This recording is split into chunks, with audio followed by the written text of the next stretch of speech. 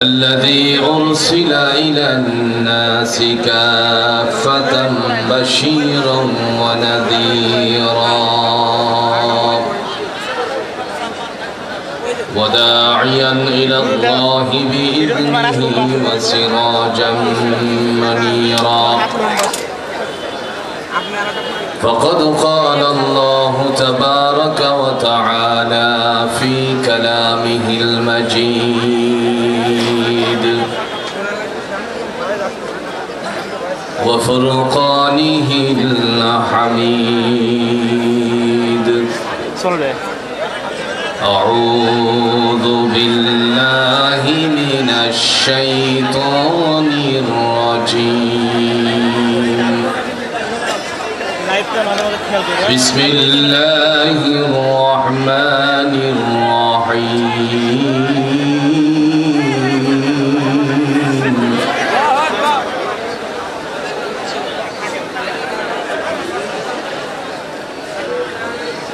أوليس الذي خلق السماوات والأرض بقادر على أن يخلق مثلهم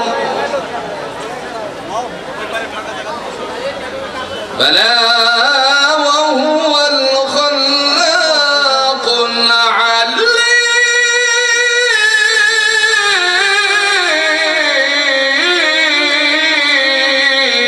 العليم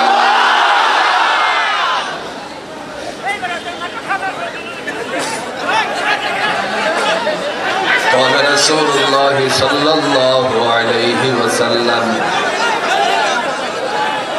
أسعد الناس بشفاعة يوم القيامة من قال لا إله إلا الله خالصا قلبه أو نفسه أو كما قال عليه الصلاة والسلام اللهم صل على محمد وعلى آل محمد كما صليت على إبراهيم وعلى آل إبراهيم إنك حميد مجيد اللهم بارك على محمد وعلى آل محمد كما باركت على إبراهيم وعلى آل إبراهيم إنك حميد مجيد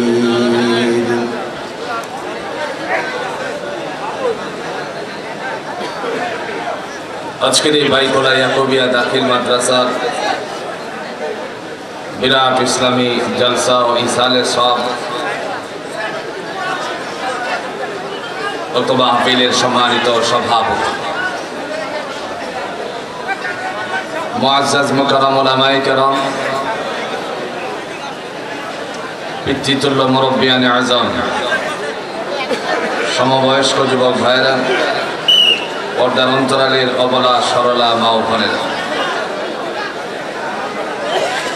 আপনাদের মাঝে উপস্থিত হতে যাচ্ছেন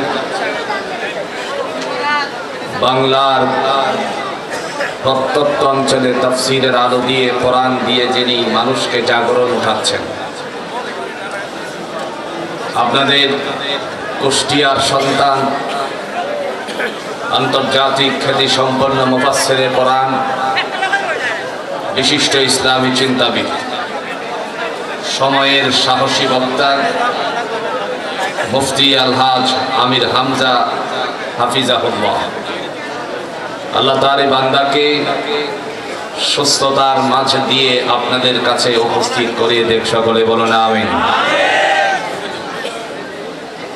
মানুষের হৃদয়কে কেড়ে নিয়ে অদ্যাবধি পর্যন্ত যিনি দায়িত্ব পালন করে যাচ্ছেন বিশিষ্ট আলেমে দ্বীন আলহাজ হযরত মাওলানা বজলুর রশিদ মিয়া বগুড়া তিনিও আসবেন ইনশাআল্লাহ চমৎকার কথা বলেছেন আপনাদের এই আটঘরিয়ার সাবেক উপজেলার চেয়ারম্যান সাবেক সুপার দেবত্তর দাখিল মাদ্রাসার সাবেক আমির মুফাসসিরে কোরআন মিষ্টভাষী বক্তা জনাব মাওলানা জহিরুল ইসলাম খান হাফিজাহুল্লাহ, আল্লাহ তার বান্দার কণ্ঠের মধ্যে নূর দান করুন। কথা বলেছেন জনাব মাওলানা আব্দুল বারী রশিদি নাটক, কথা বলেছেন জনাব মাওলানা সৈয়দ আল বেলালি বালুঘাটা পাবনা। এখনো আসে নাই, আসবে, আমি বলেছি আসবে। আল্লাহ যেন তাকে উপস্থিত করে দেন, সকলে বলেন আমিন। মুআজ্জাজ মুকাররম উলামায়ে কেরাম, পিতৃতুল্য মুরব্বিয়ানে আযম, সমবয়স্ক যুবক ভাইরা, পর্দার অন্তরালীর অবলা সরলা মা ও বোনেরা, মহান আল্লাহ সুবহানাহু ওয়া তাআলার দরবারে অগণিত শুকর যে আল্লাহ তাআলা আমাদেরকে খোলা আকাশের ময়দানে সুন্দর একটি পরিবেশের মধ্যে আজকের এই বিরাট ইসলামী জলসাতে উপস্থিত হওয়ার তৌফিক দান করেছেন। এজন্য আমরা সকলেই কালিমাতুশ শুকর আদায় করে নিচ্ছি আলহামদুলিল্লাহ। আল্লাহু আকবার কাবীরা ওয়ালহামদুলিল্লাহি হামদান কাসীরা সুবহানাল্লাহি বুকরাতান ওয়া আসীলা। সকল প্রশংসার মালিককে, আর একটু আস্তে বলেন মালিককে। সম্মানিত উপস্থিতি, আমি আপনাদের মাঝে সূরাতুল ইয়াসিন থেকে 81 নম্বর আয়াতে কারিমা তেলাওয়াত করেছি। তদানুযায়ী রাসূল আরবী সাল্লাল্লাহু আলাইহি ওয়াসাল্লামের অগণিত হাদিসের টুকরাগুলো থেকে একখানা হাদিসের কথা উপস্থাপন করেছি। আল্লাহ চাহে তো এর থেকে কিছু কথা বলে বিদায় নিতে চাই, তিনি যেন তৌফিক দান করেন। কথাগুলো বোঝার আগে আমরা আজ বুঝবো আকাশ জমিনের মালিককে। আর একটু আস্তে বলেন।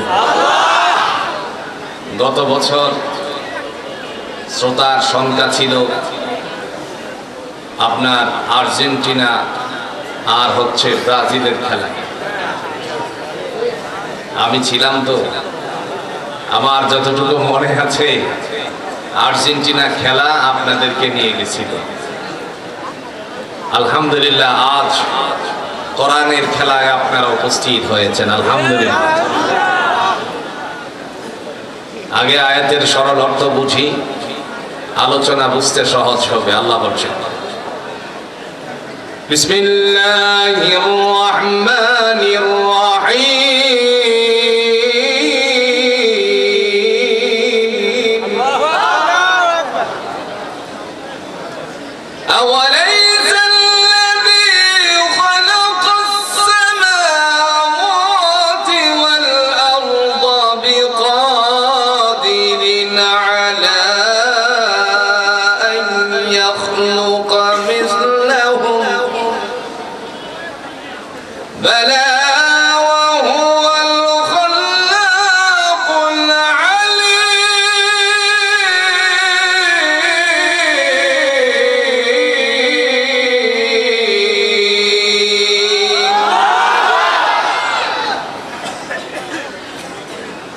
কোরআনুল হাকিম দিয়ে আল্লাহ রাব্বুল আলামিন বলেন,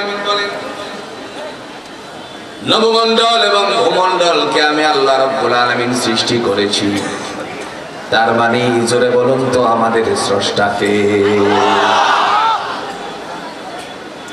সাইয়্যিদুল মুরসালিন আহমদ মুস্তাফা সাল্লাল্লাহু আলাইহি সাল্লাম জাতির মাঝে তিনি যখন কোরআনের উপস্থাপনা করলেন, সেই সময় জাতির মানুষকে একত্রিত করে বললেন, ইয়া আইয়ুহান নাস, হে মানব সম্প্রদায়, তোমরা যদি বলো আল্লাহ ছাড়া কোনো ইলাহ নাই, আল্লাহ ছাড়া কোনো মালিক নাই, সার্বভৌমত্বের মালিক হলেন তিনি আল্লাহ, তিনি তোমাদেরকে কামিয়াবি দান করে দিবেন। আমার ভাইরা জুড়ে বলুন তো সে আল্লাহ আছে কিনা? দলিল আছে? কথা কন না কে? দলিল আছে? আকাশ সৃষ্টি করেছেন কে? জমিন সৃষ্টি করেছেন কে? হুকুম চলবে কার? আল্লাহর জমিনে আল্লাহর দ্বীন কায়েম হলে জাতির মানুষের, সাধারণ মানুষের কোনো উপকার হবে।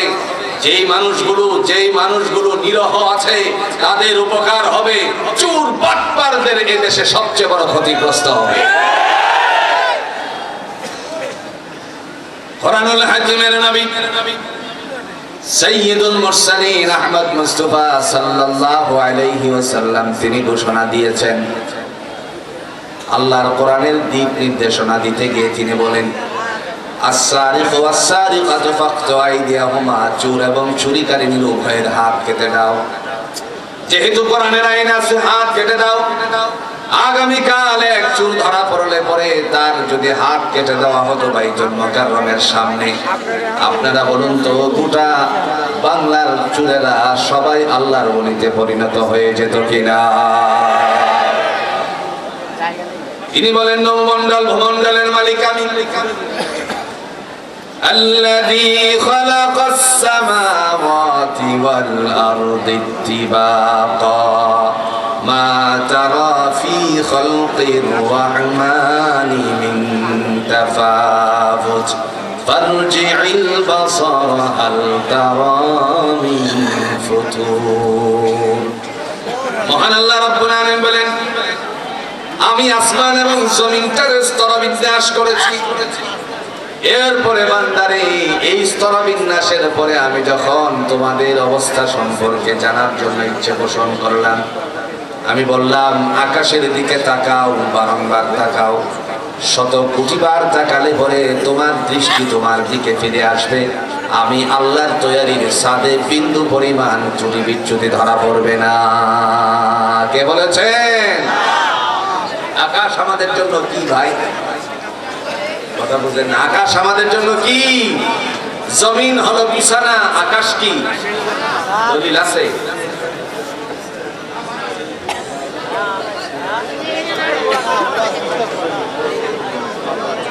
আহারে, মহরম হোসেন 10 বছর বয়স, বাদালপাড়া, হারিয়ে গেছে না?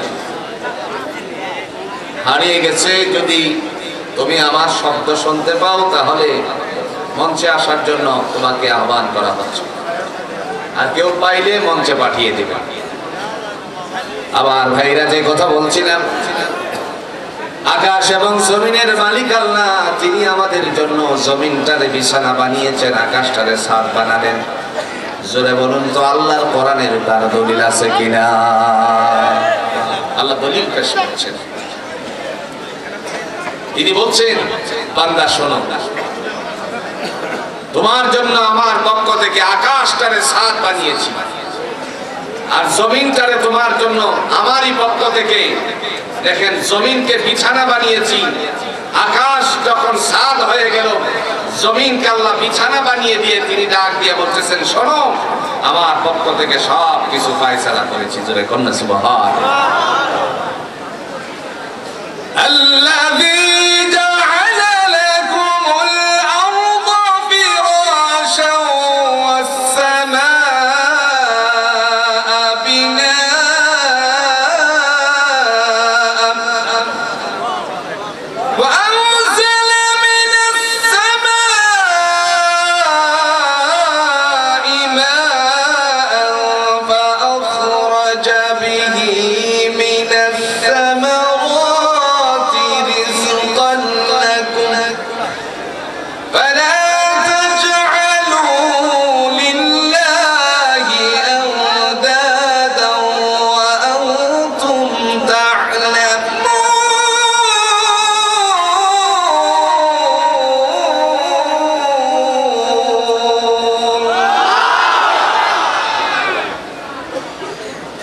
সূরাতুল বাকারার 12 নম্বর আয়াতে, 3 নম্বর পৃষ্ঠার 12 নম্বর আয়াতের মধ্যে আল্লাহ পাক রব্বুল আলামিন তিনি ডাক দিয়ে বলেন, আল্লাযী জাআলা লাকুমুল আরদা ফিরাশা, বান্দারে তোমাদের জন্য আমি জমিনটারে বানালাম বিছানা।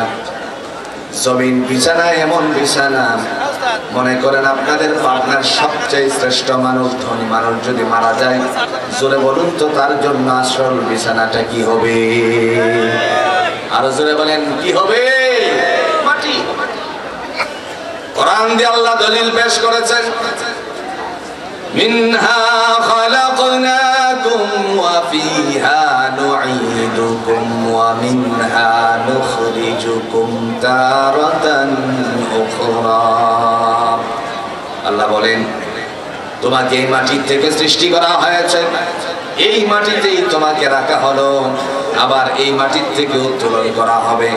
আমরা কে কি করেছিলাম সব কিছু আল্লাহর কাছ থেকে বুঝে নেওয়ার জন্য, যারা বলেন ঠিক কিনা। তিনি ডাক দিয়ে বলেন, জমিনকে বিছনা বানালাম, আকাশকে ছাদ বানিয়ে শেষ করে দেইনি। বান্দারে, তোমার জন্য আমার পক্ষ থেকে ফয়সালা হলো, এই আকাশ শুধু আকাশ নয়, সেটা শুধু ছাদ নয়, আমি আকাশে ঝর্ণা দ্বারা সৃষ্টি করেছি, আর তার থেকে জমিনের মধ্যে পানি বর্ষণ করে দিয়ে রিজিকের ফয়সালা তোমাদের জন্য আমি আল্লাহ বর্ধিত করে দেই। সেই আল্লাহ পাক রব্বুল আলামিন ডেকে বলেন, দুনিয়া এবং আখিরাত যাবতীয় যা কিছু আমি সৃষ্টি করেছি সকল উপরে জোরে বলুন তো ক্ষমতা কার? আল্লাহরে বাদ দিয়ে যদি কেউ নিজের থেকে ক্ষমতার বাহাদুরি করে, তাহলে তার জন্য বিপদ আছে না? না, ক্ষমতা যে আল্লাহ, এই কথাটা ভুলে গিয়েছিল আমার দেশের একজন, যার কারণে 41 পর্যন্ত সময়সীমা বেঁধে দিয়েছিল। আহারে, মনে পড়ে গেল এই মুসলিম উম্মাহের জাগরণ সৃষ্টিকারী কোরআনের আলোকে মানুষকে হেদায়েতের দিকে ডেকেছিলেন। কোরআনের জন্য নিবেদিত প্রাণ, জীবনটা কোরআনের জন্য ধরে দিয়েছিলেন যিনি ছিলেন আল্লামা দেলোয়ার হোসেন সাঈদী রাহিমাহুল্লাহ। বলেছিলেন, সেদিন বেশি লাফালাফি করো না, গাছের গোড়া ধরে ঝাঁকুনি দিলে মামুর বাড়ি দিল্লি গিয়ে পড়বা, আর সেই দিল্লি গেছে। আজ আমরা সেই কথাগুলো যেন স্মরণের মধ্যে রেখে দিলাম, গেঁথে রাখলাম, আর সেখানেই চলে গেল, কারণ তার ভাষ্য ছিল। এখন বলছে এক মাঘে শীত, কথা কন না কেন? এক মাঘে শীত চাই না, এই কথা যদি আগে জানা থাকতো তাহলে এই জাতির মধ্যে তামাশা খেলতো না। ক্ষমতা কার? দলিল আছে? কথা কন না কে? দলিল আছে?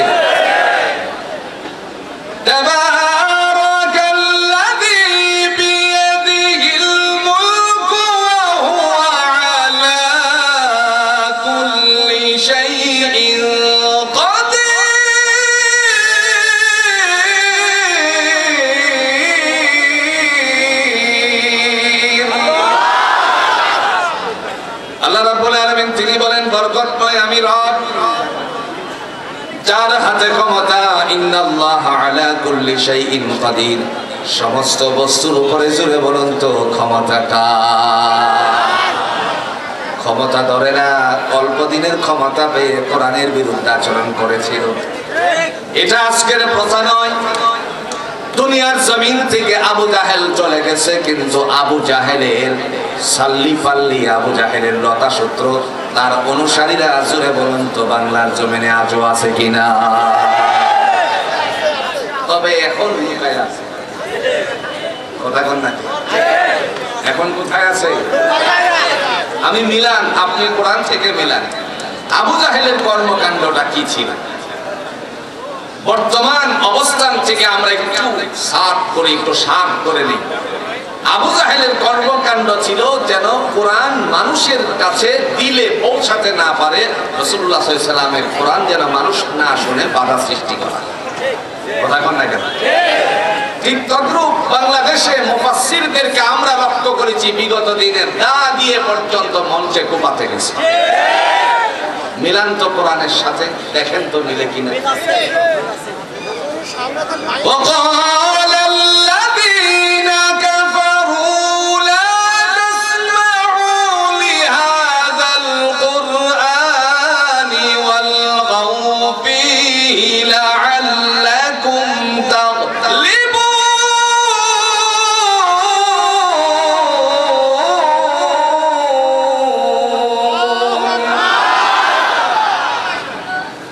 কোরআনুল হাকিম দিয়ে আল্লাহ বলে, وقال الذين كفروا, ওই সমস্ত অবাধ্যচারী দল, মানে আবু জাহেলের গ্রুপ, তারা বলতো লা তাসমাউ লিহাদাল কুরআন, আমার ভাতিজার কোরআন তোমরা শ্রবণ করিও না।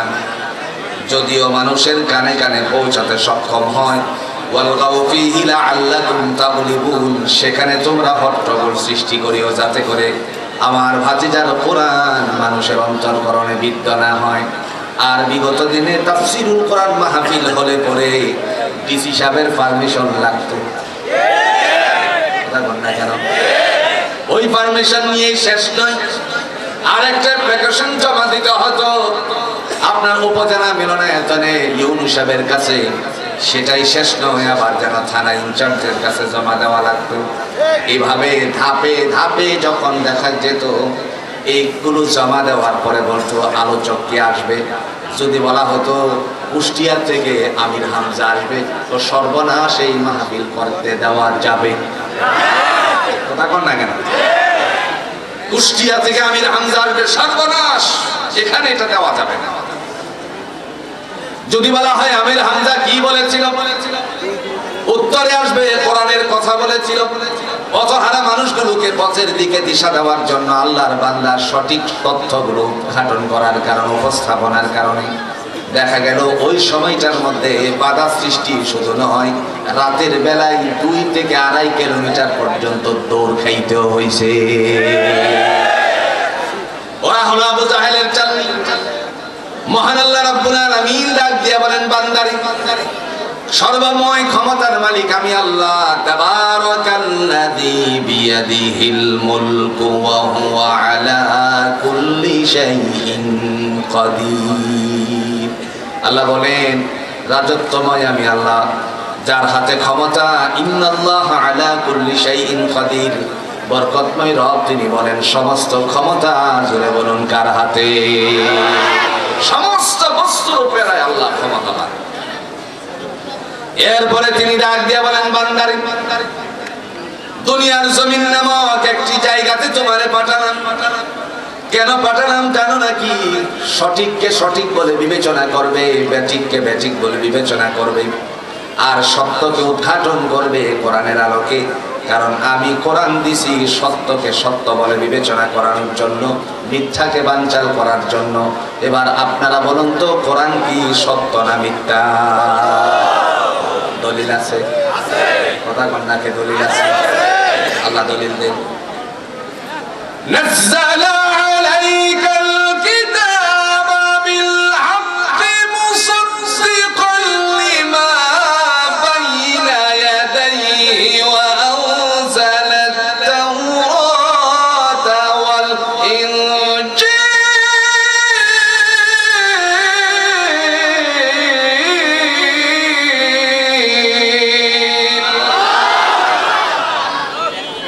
মহান আল্লাহ রাব্বুল আলামিন বলেন, নাযালা আলাইকাল কিতাবা বিল হক, আমি এই কোরআনকে সত্যরূপে অবতীর্ণ করেছি, মুসাদ্দিকাল লিমা বাইনা ইয়াদাইহি ওয়া আনজালাত তাওরাত ওয়াল ইনজিল, সত্যায়নকারী হিসাবে তাওরাত এবং ইনজিলের। আমার ভাইরা, কোরআন যেখানে আছে শান্তি, জোরে বলুন তো সেখানে আছে কিনা? পৃথিবীর যত পুস্তকগুলো আপনি দেখবেন, লেখক লেখনীর মধ্যে ত্রুটি বিচ্যুতি আছে কিনা জ্ঞাতার্থে মানুষকে জানেন। কিন্তু আমরা যে কোরআন পেয়েছি, এই কোরআনটাকে যদি চুলচেরা ব্যাখ্যা বিশ্লেষণের মধ্যে কেউ তাকায়, আর এমত অবস্থায় যদি বলতে পারে আমার কোরআনটার মধ্যে ভুল আছে, তাহলে কোরআন মিথ্যা হয়ে যাবে।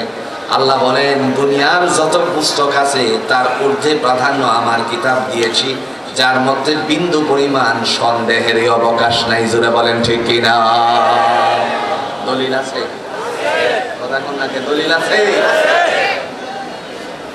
আল্লাহ দলিল পেশ করে, তোমরা এর দিকে একটু তাকাও, এটা আমার পক্ষ থেকে কিতাব। আলিফ লাম মিম, যালিকাল কিতাবু লা রাইবা ফীহি হুদাল লিল মুত্তাকিন।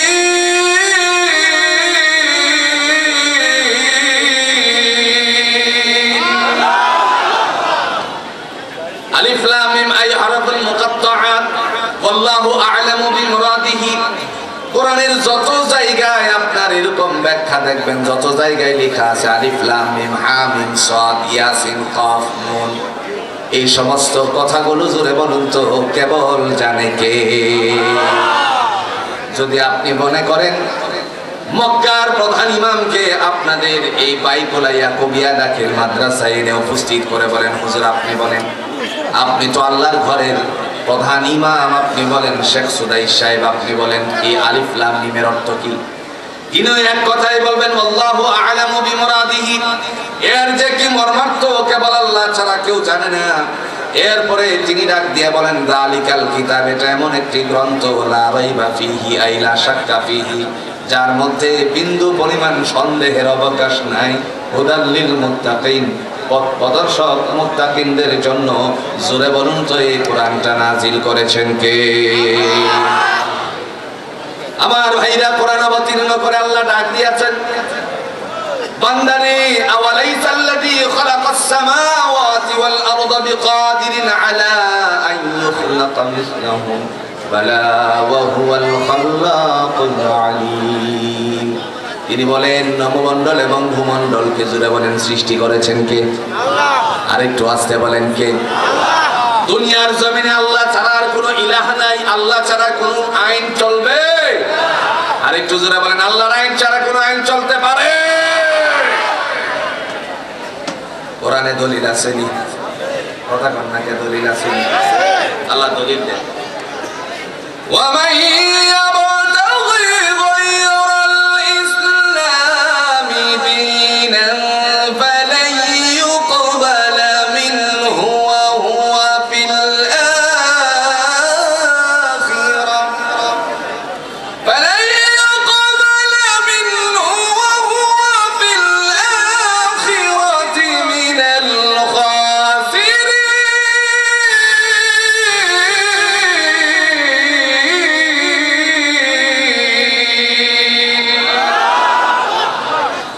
আল্লাহ রাব্বুল আলামিন তিনি ডাক দিয়া বলেন, ওয়া ইয়াবতাগি গায়রাল ইসলামি দীনান ফালান ইউকবালা, ইসলাম ছাড়া আল্লাহর সেই সমস্ত বিধানাবলী বিধানাবলী ছাড়া কোনো মতাদর্শ আল্লাহর কাছে গ্রহণীয় নয়। তার মানে রাম বাম যাবতীয় যা কিছু আছে সবগুলো বানচাল, একমাত্র কোরআন। ওই জুড়ে বলুন তো বিধানাবলী কার? একমাত্র দিন, আর এর ছাড়া বাইরের কোনো কথা আসতে পারে? কথা বলেন, আসতে পারে? কোরআন দিয়ে আল্লাহ বলেন, ইন্নাদ দীনা ইনদাল্লাহিল ইসলাম, একমাত্র মনোনীত ধর্মের নাম হলো ইসলাম। আমার ভাইরা, সেদিন আল্লাহ পাক রব্বুল আলামিন ডাক দিয়ে বলবেন, যেদিন ময়দানে হাসর হবে, সবাই মৃত্যুবরণ করব, দুনিয়ার জমিন থেকে চলে যেতে হবে। যাওয়ার পূর্ব মুহূর্তে আল্লাহ পাক রব্বুল আলামিন ফয়সালা করে দিয়েছেন। নবী মুহাম্মদুর রাসূলুল্লাহ সাল্লাল্লাহু আলাইহি সাল্লাম বলেন, আসআদুন নাসি বিশাফাআতি ইয়াউমাল কিয়ামাহ, তাদের জন্য আমি নবীর সুপারিশ কিয়ামতের ময়দানে ধার্য হয়ে যাবে, যাদের অন্তরকরণ থেকে কথা বলেছিল, মান ক্বালা লা ইলাহা ইল্লাল্লাহ খালিসান কলবিহি ওয়া নাফসি, যারা অন্তরের অন্তঃস্থল থেকে বলেছিল আল্লাহ ছাড়া কোনো ইলাহা নাই, মাবুদ নাই, তাদের জন্য আল্লাহ বলেন, তোমাদের জন্য আমি নবীর সুপারিশ, আল্লাহ পাক রব্বুল আলামিনের হাবিব বলেন, আমার সুপারিশ ওয়াজিব হয়ে যাবে। সুবহানাল্লাহ বলেন। কারণ আল্লাহর দ্বীন ছাড়া অন্য কোনো মতাদর্শ মেনে নেওয়া যাবে? কথা কোনটাকে মেনে নেওয়া যাবে? ব্যবসার কথা উল্লেখ করেছেন আল্লাহ, দেখেন পণ্য হবে দুইটা, একটা হবে হেদায়েত আর একটা হবে গুমরাহি। যারা হেদায়েতকে বাদ দিয়ে গুমরাহি খরিদ করে, এই ব্যবসাটার মধ্যে সে পশ্চিমকালেও সফলতা অর্জন করতে পারে না, পারবে না। কে বলেছেন?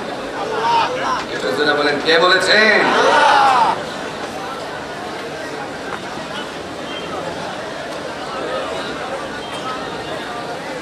আল্লাহ ছাড়া পশ্চিমকালেও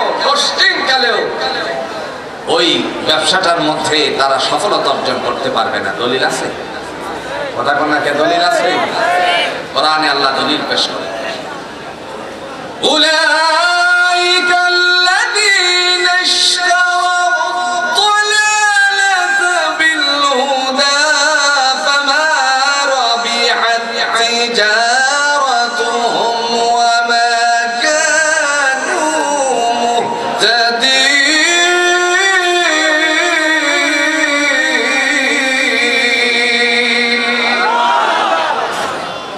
ওই সমস্ত মানুষের কথা তুলে ধরলেন যারা হেদায়েতকে বাদ দিয়ে গোমরাহি খরিদ করেছে, এরা কোশ্চিন কেন ব্যবসাটার মধ্যে সফলতা অর্জন করতে পারে নাই।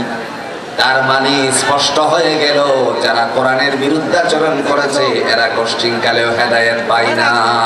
ঠিক কিনা বলে?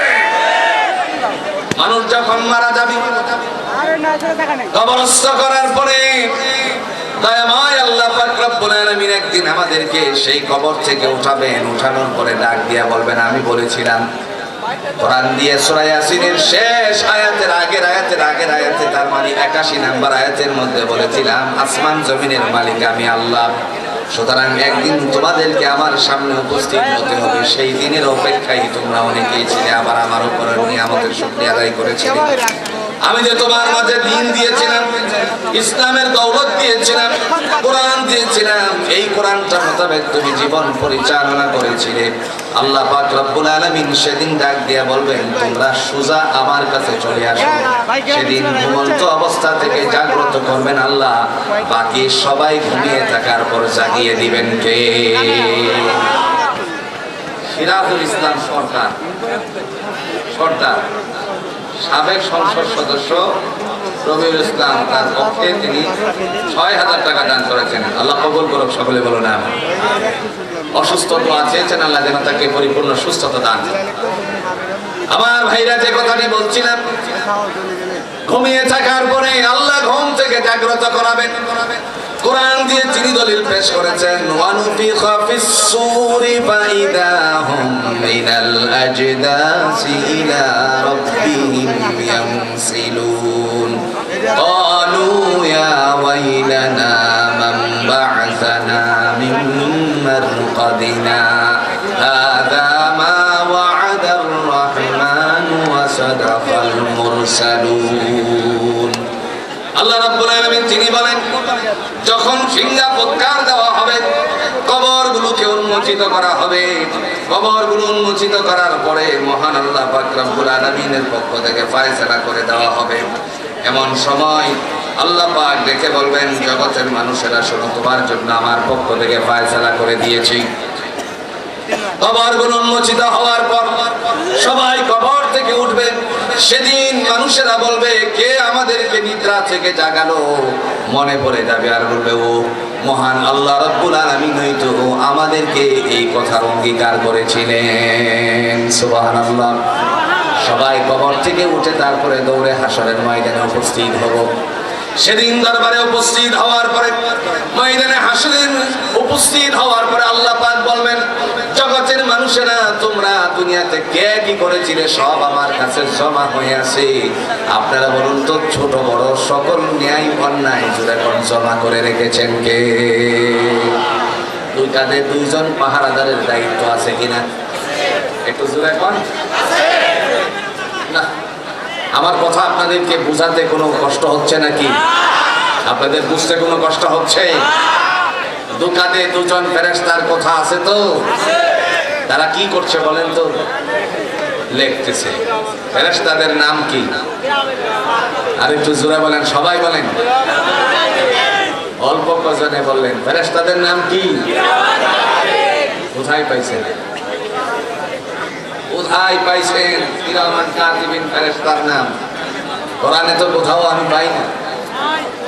আপনারা বলতে পারেন আমরা সূরাতুল ইনফিতার পেয়েছি। দেখেন কি পেয়েছেন, কিরামান কাতিবিনা ইয়ালামুনা মা তাফআলুন। এই তো নাকি? কিরামান শব্দের অর্থ নেন। আল্লাহ বলেন, কিরামান শব্দের অর্থ হলো সম্মানিত, কাতিবিন মানে লেখক সমূহ। বান্দারে, তোমরা কি করো আর না করো, লেখনের জন্য আমি আল্লাহ দুজন সম্মানিত ফেরেশতা নিয়োগ দিয়েছি। সুবহানাল্লাহ বলেন। এইগুলো লিখে রাখার জন্য জোরে কোন খাতার দরকার আছে কিনা? একটু আস্তে কোন আসেনি? এখন আপনাদের কাছে প্রশ্ন হলো, আল্লাহর কাছে কোনো খাতা আসেনি? আওয়াজ দেয় না রে। আল্লাহর কাছে খাতা আছে? আপনার মানুষ তো সচেতন, বলেন আল্লাহর কাছে খাতা আছে? আছে। আপনার যদি সন্তানের খাতা পড়িয়ে যায়, তার জন্য খাতার বন্দোবস্ত করেন। আল্লাহ বলেন, আমার কাছেও খাতা আছে আর আমার কাছে কলমও আছে। কথা বলেন, কোরআনে একটা সূরার নাম হলো সূরাতুল কলম। আল্লাহ বলেন নুন ওয়াল কলামি ওয়া মা ইয়াসতুরুন।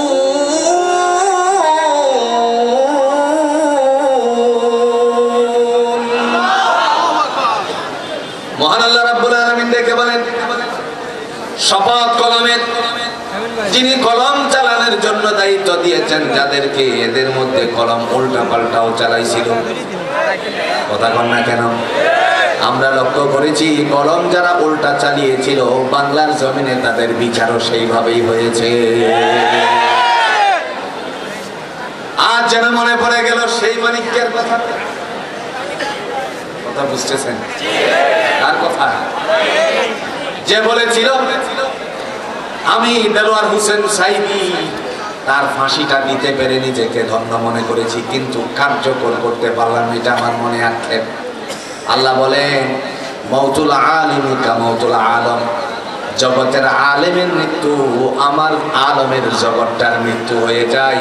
সেদিন আমরা লক্ষ্য করেছিলাম আল্লাহর বান্দা জমিন থেকে বিদায় হয়ে যাওয়ার কয়েক মিনিটের ভিতরে আল্লাহ জমিনটার একটা নাড়া দিয়ে যার থেকে বুঝাইয়া দিছে। ফাঁসি দিতে পারলে নাকি সে নিজেকে ধন্য মনে করতো, আল্লাহকে রশি তোর জন্য আমি রেখে দিয়েছি। আরামের বিছানা ছেড়ে, আপনারা দেখেছিলেন আরামের বিছানা ছেড়ে কলা পাতা তার বিছানা হয়েছিল। গলায় যেন কি ছিল? গলায় যেন কি ছিল? গামছা। গলায় গামছা ধরে ধরে জিজ্ঞেস করেছিল আপনার নাম কি? তো আমার নাম সাইফুদ্দিন মোহাম্মদ। বিচারপতি সাবেক বিচারপতি সাইফুদ্দিন মোহাম্মদ। ওহো মানকা মানকা। কথা বুঝেন নাই? কথা বুঝেন নাই? ফাঁসির দড়ি ঝুলানোর জন্য, ফাঁসির দড়িতে ঝুলানোর জন্য সেপাই তারা করেছিল। আল্লাহ তার গলার মধ্যে গামছা পেছানোর রশির মতন বানিয়ে তাকে ধরা হয়েছে। কথা ঠিক। দুনিয়ার জমিনে বিচারক বিচার করতে গিয়ে নানা ধরনের চল চাতুরি নিয়েছে, কিন্তু আল্লাহ পাক রব্বুল আলামিনের বিচার জোরে বলুন তো তার ময়দানে আছে কিনা? দেখেন আল্লাহর বিচারটা কেমনে করবে। আসরের ময়দানে উপস্থিত করার পরে রব্বে কারীম ডাক দিয়ে বলেন আমার কাছে খাতা আছে। কি আছে? জোরে এখন কি আছে? খাতা আছে। নবী মুহাম্মদ সাল্লাল্লাহু আলাইহি ওয়াসাল্লামকে আল্লাহ প্রশ্ন করেছেন ওয়া মা আদরাকা মা ইল্লিয়ুন।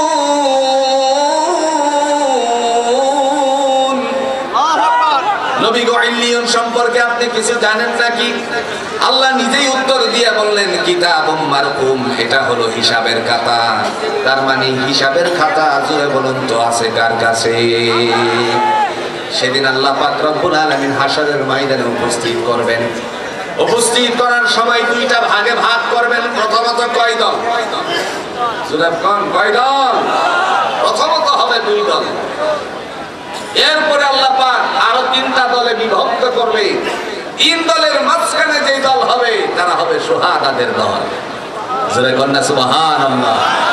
জাতির জন্য লাল সবুজের পতাকাকে ধরে রাখার জন্য আবু সাঈদের মতন যারা বিপ্লবে অংশগ্রহণ করে জীবন বিলিয়ে দিয়েছে, আগামী দিনে কোরআন রক্ষা করার জন্য যারা নিজের জীবনটাকে বিলিয়ে দিবে, আল্লাহ তাদেরকে শাহাদাতের মওত দান করে ময়দানে আসলে মাথা উঁচু করে দিবে।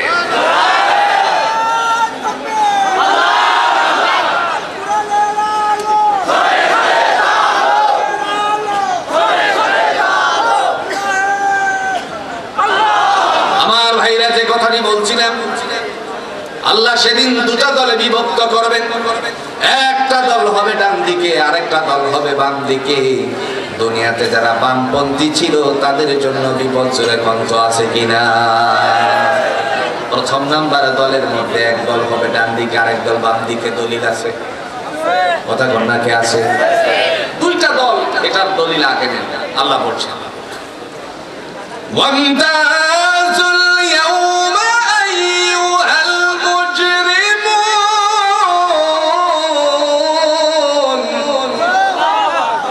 আলাম আ'হাদ ইলাইকুম ইয়া বানি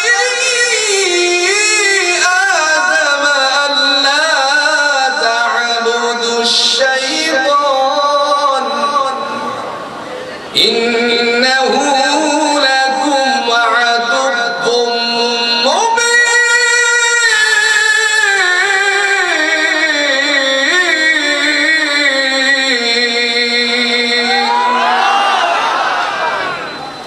মহান আল্লাহ রাব্বুল আলামিন ডাক দিয়ে বলবেন মুমতাজুল ইয়াউমা আইয়ুহাল মুজরিমুন, বাধ্যগত দল থেকে অবাধ্যচারীর দলেরা পৃথক হয়ে যাও। তার মানে এক দল যাবে ডান দিকে, আরেক দল জোরে কোন দিকে?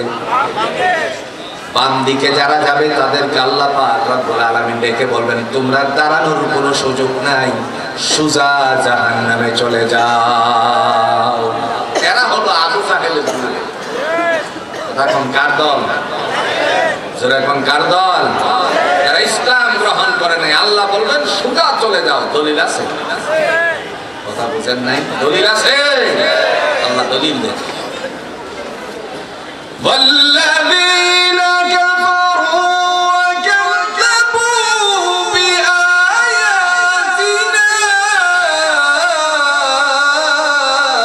أولئك أصحاب النار أولئك أصحاب النار هم فيها خالدون।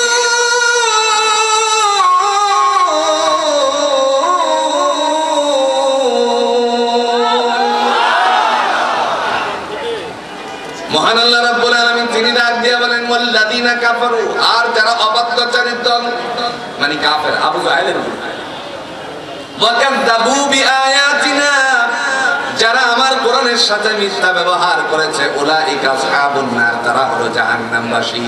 হুম ফিহা খালিদুন, আর অনন্তকালের জন্য জোরে বলুন তো জাহান্নামে পাঠিয়ে দিবেন কে? এখন দল কয়টা? কথা কন্যাকে কয়টা? সেদিন আল্লাহ রাব্বুল আলামিন ডাক দিয়া বলবেন ইয়াউমা হুম বারিজুনা লা ইউখফা আলাল্লাহি মিনহুম শাই লিমানিল মুলকুল ইয়াউম লিল্লাহিল ওয়াহিদিল কাহ্হার। ওই দিবসে কাহারও কোনো ত্রুটি বিচ্যুতি গোপন করা হবে না। তিনি রেখে বলবেন লিমানিল মুলকুল ইয়াউম, আজকের রাজা বাদশাহী কার? ডাক দিয়ে বলা হবে লিল্লাহিল ওয়াহিদিল কাহ্হার, একমাত্র পরাক্রমশালী। জোরে বলুন তো তার নাম কি? মালিক, মালিক,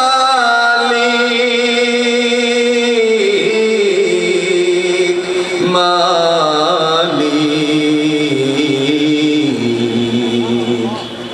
একটা ঘর বানিয়ে দিও,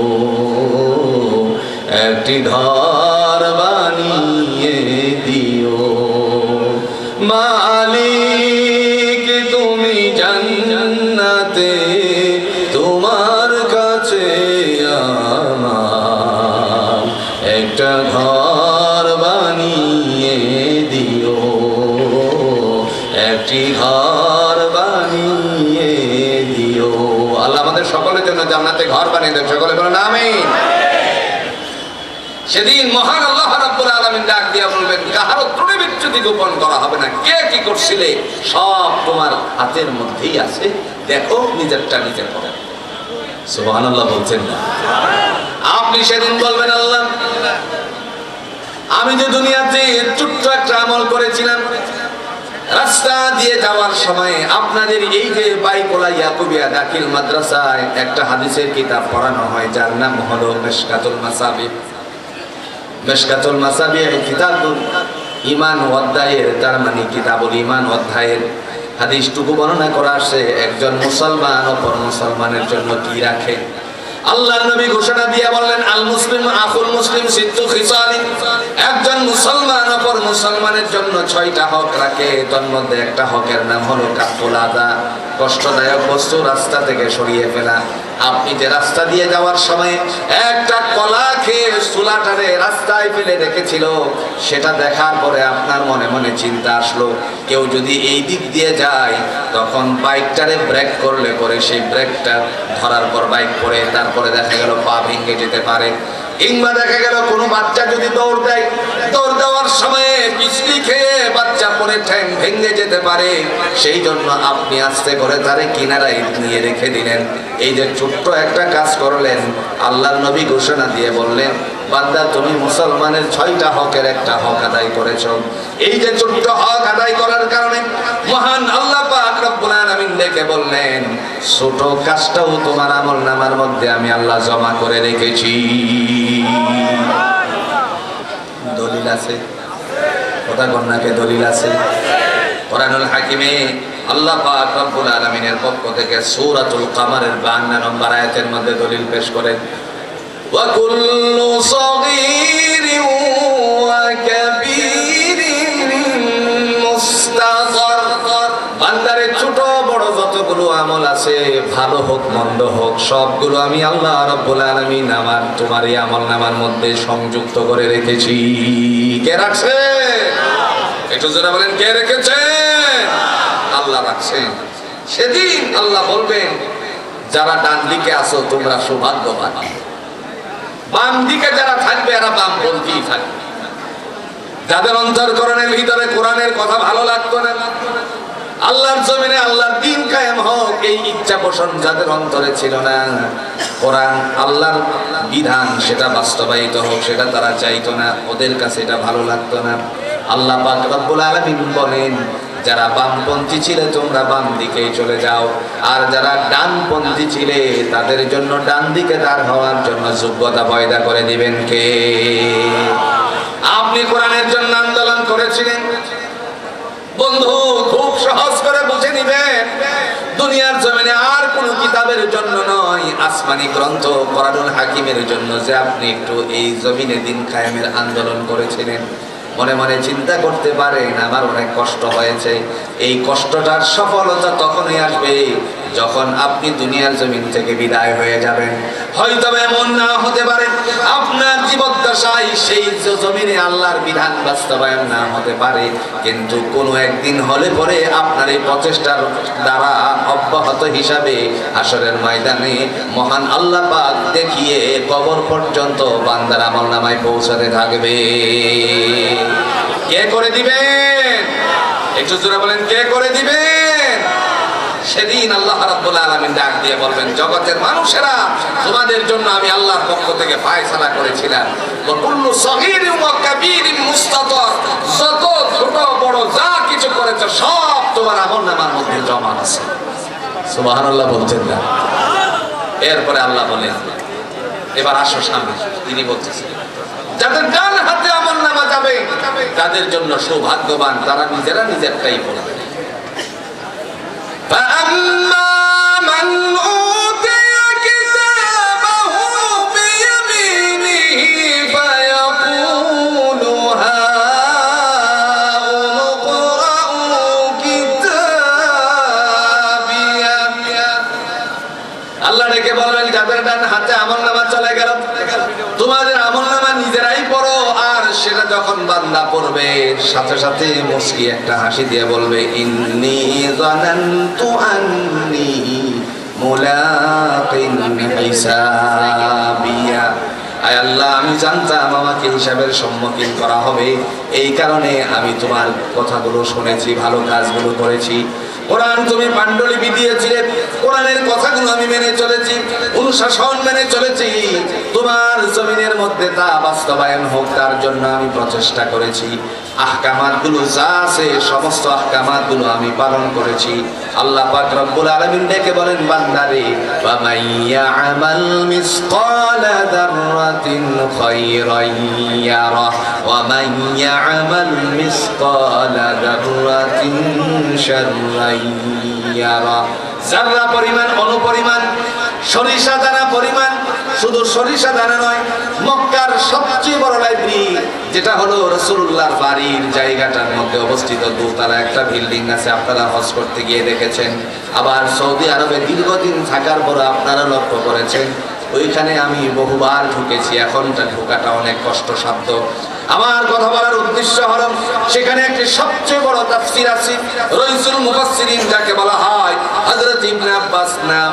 আর ইবনে আব্বাস রাদিয়াল্লাহু তাআলা আনহুর নামে যে তাফসীরটা আছে তার নাম হলো তাফসীর ইবনে আব্বাস। আমি এই আয়াতে কারিমার অনুর ব্যাখ্যা লিখতে গিয়ে তারা বলেন সরিষা দানা পরিমাণ যার নেক আমল আছে। সরিষা দানাই শুধু নয়, সরিষা দানারে যদি 70টি খণ্ড করা হয়, একটা খণ্ডে দেখেন 70 খণ্ডের 1 খণ্ড পরিমাণ যদি কারো নেক আমল অথবা বদ আমল থাকে, আল্লাহ পাক রব্বুল আলামিন ডেকে বলেন বান্দারে সেটাও তোমার আমল নামার মধ্যে আমি জড়ো করে দিয়েছি।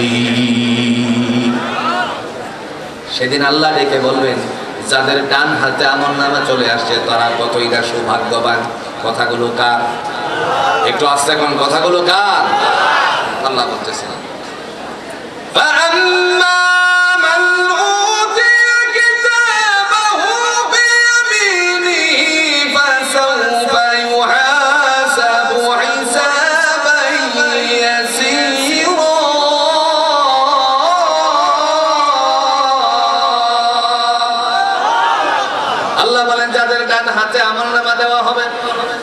হিসাব নিকাশ আমি আল্লাহ সহজ করে দিয়েছি।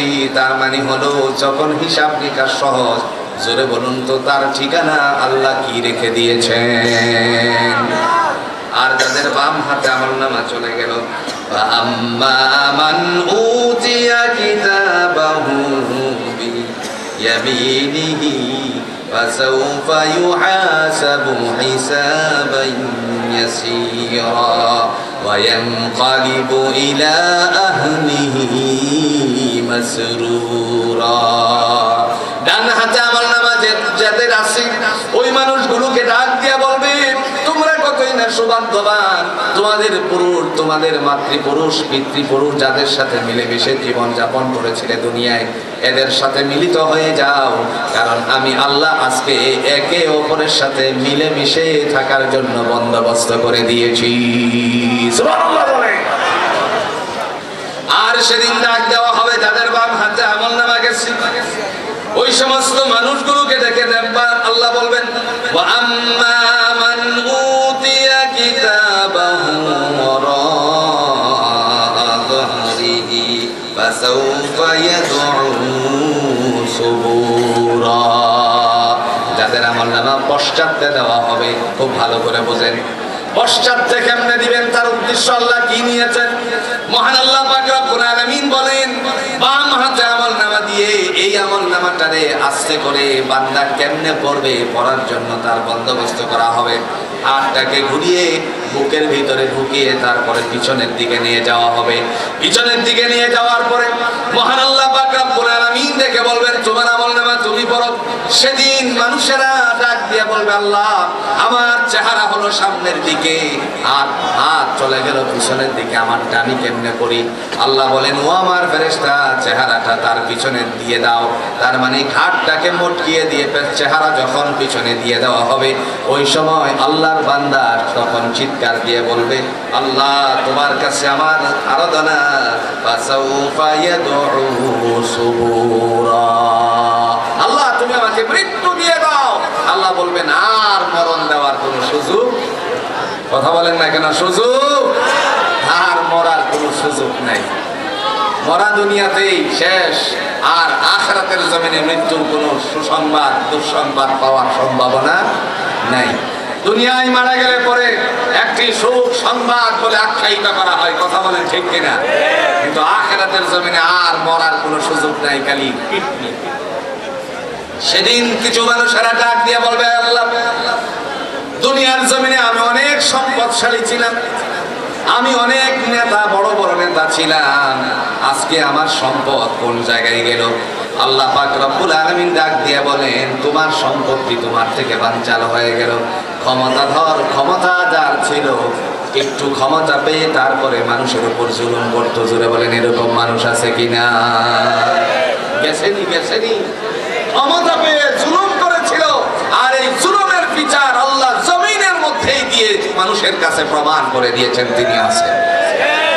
একটা সহজ করে উদাহরণ দিলে বুঝবেন, আল্লাহ ছাড় দেয় কিন্তু ছেড়ে, একটু জোরে বলেন ছেড়ে দেন না। একটা উদাহরণ দিচ্ছি, মনে করেন আজকের মাহফিলে এসেছে, আবার কোনো কোনো সময় দেখা যায় অনেক সময় মেলা হয়, মাহফিলেও যে বড় মেলা হয়েছে, আমার আসতে এতটুকু সময় আসতে আমার খুব কাহিল লেগে গেছে।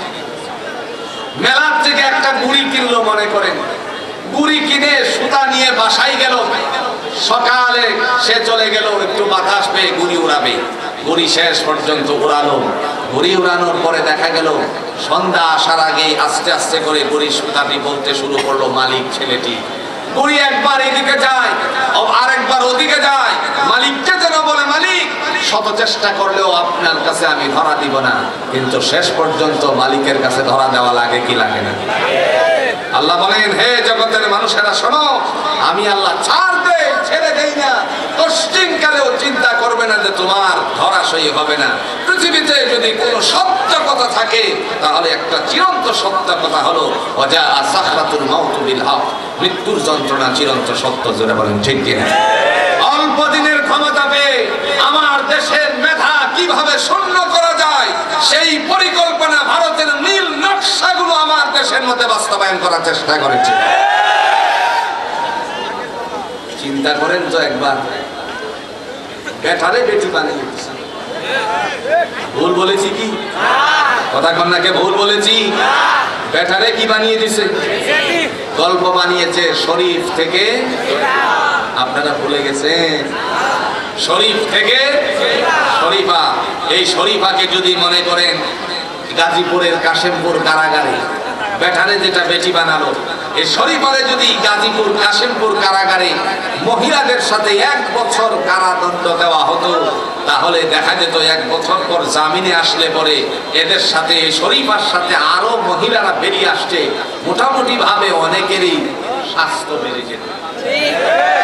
কথা বুঝেন নাই? বুঝেন নাই? স্বাস্থ্য কোন দিক দিয়ে দেখিয়েছি বাড়ত? এই যে এই যে এই যে বুঝছেন কি? বুঝছেন কি? শরীর সর্বনাশ করে দিত, স্বাস্থ্য বাড়িয়ে দিত মহিলাদের। এই রাম বামের কথা শুনে আমার দেশটাকে অস্থিরতার জন্য আমার দেশের মেধা শূন্য করে দিয়ে এদের কায়স্থ করতে চেয়েছিল ভারতের। কথা বলেন ঠিক কিনা? যার নীল নকশাগুলো আজ আমরা লক্ষ্য করছি, ভারতের আসাম রাজ্য থেকে বাংলাদেশের চক্করে ঢুকে দেওয়ার জন্য আবার তারা দলে দলে পাইকারা শুরু করেছে। আমরা বলি আসো, এই জাতীয় অভ্যুত্থানের মাধ্যমে এই জাতি বুঝিয়ে দিয়েছে গোটা বিশ্ববাসীকে বাঙালি জাতি মাথা উঁচু করে দাঁড়াতে পারে। বলে যেও না সেই ভারতের মানুষেরা, যেদিন পূর্ব পাকিস্তান আমরা ছিলাম সেদিন তোমাদের থেকে যেদিন আলাদ হয়েছিল 30টা ট্যাঙ্কের বুকে মাইন ফিটিং করে বাঙালিরা এই পূর্ব পাকিস্তান আর পশ্চিম পাকিস্তানের বিখণ্ডিত করেছিল।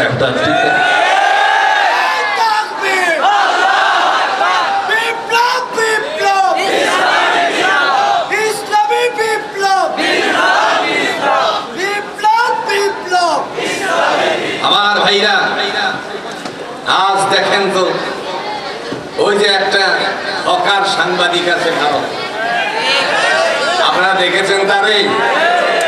ওরে আল্লাহ রে, কি লাভ দেয় রে বাবা! ওটা হকার সাংবাদিক, মলম বিক্রিতে লাগিয়ে দিলে আমার মনে হয় খুব ভালো বিক্রি হতো। আমার মনে হয় ওই যে ইন্ডিয়ান বাম আছে, হ্যাঁ, নিক্স, এরপরে আপনার শ্রীপুরের ট্যাবলেট খাওয়ানোর জন্য মনে করেন যদি হকারির মধ্যে লাগিয়ে দেওয়া হতো তাহলে ভালো হতো। হকার সাংবাদিক বলে যে ভারতের যদি চট্টগ্রামটা হয়ে যেত তাহলে এত টাকা পয়সা খরচ হতো না, ভারতের জন্য ভালো হতো। তার মানে এটা আজকের পরিকল্পনা নয়, এরা চেয়েছিল বাংলাদেশের কিছু অঞ্চলকে নিয়ে যাওয়া। আর এই নিয়ে যাওয়ার নীল নকশা যার হাতে উঠিয়েছিল, সেই নীল নকশা উঠানোর যার হাতে ছিল, সে দিল্লির মাটিতে এখন বসে আছে। কথা কণ্ঠে আমার ভাইরা, এই দিল্লিতে বসে বসে বাংলাদেশের মানুষকে বিপদগামী করার জন্য পায়তারা করছে। চক্রান্ত একে একে করে একটা একটা করে বাস্তবায়ন করার সে চিন্তা করছে। আবার শুনেছি নাকি আগামী 8 তারিখে দেশে আসার চিন্তা ভাবনা আছে। আপনারা আছেন তো? নাকি আছেন তো? আছেন তো? যেইভাবে বটি দিয়ে, যেইভাবে লোগো বইটা দিয়ে বিরোধী দলের মানুষের উপর আক্রমণ করেছিল, বাংলাদেশ জামাত ইসলামীকে, বাংলাদেশ ছাত্র শিবিরের ছেলেদেরকে পিটিয়ে পিটিয়ে শহীদ করেছিল, ওই দিন আমরা ভুলে যাইনি। এদেশের মাটিতে আমাদের কথা স্মরণ আছে।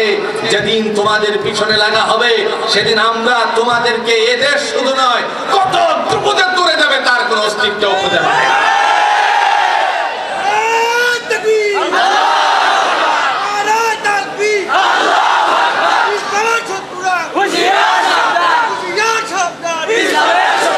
ভারত থেকে দেখেন, ভারত থেকে বাংলাদেশে আসার জন্য কতটা পাই তারা করতেছে।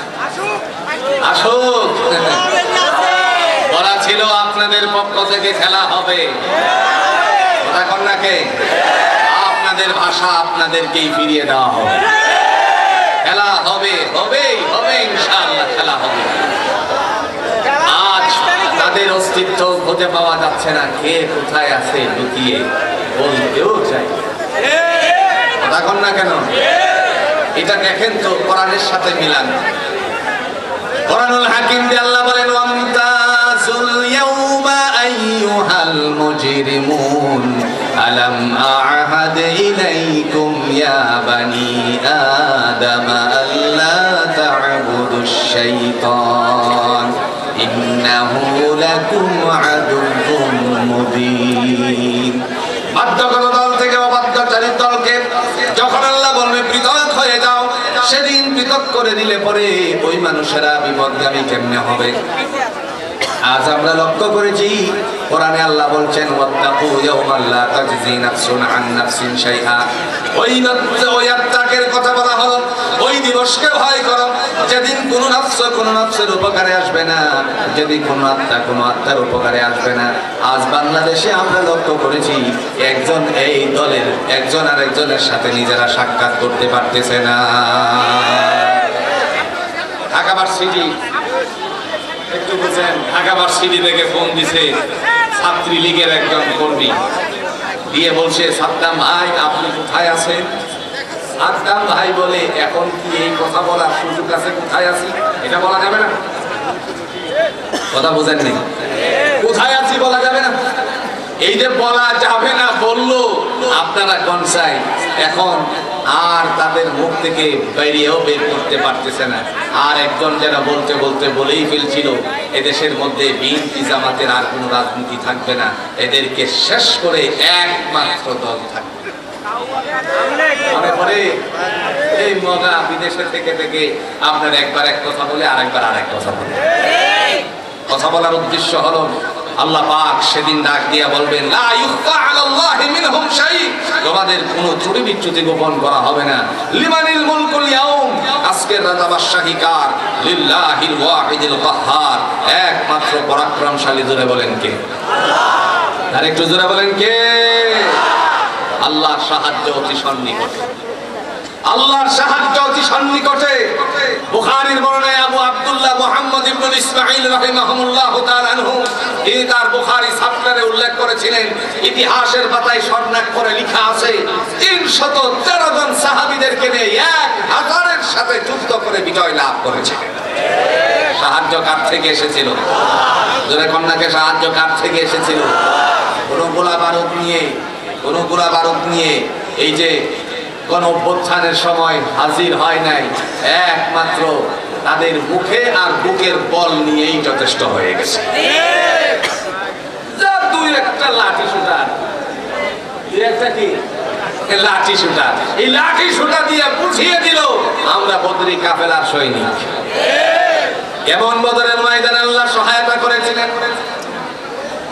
মুহাম্মদুর রাসূলুল্লাহ সাল্লাল্লাহু আলাইহি ওয়াসাল্লাম 311 জনদেরকে নিয়ে যখন বদরের ময়দানে উপস্থিত হলেন, প্রথমত 311 জন মনে রাখবেন, একই মায়ের গর্ভজাত সন্তান 2 জন গিয়ে হাজির হয়ে বলল, ইয়া রাসূলুল্লাহি, শুনেছি আপনি নাকি সাহাবীদেরকে এখানে উপস্থিত করেছেন আবু জাহেলের বিরুদ্ধে লড়াই করার জন্য।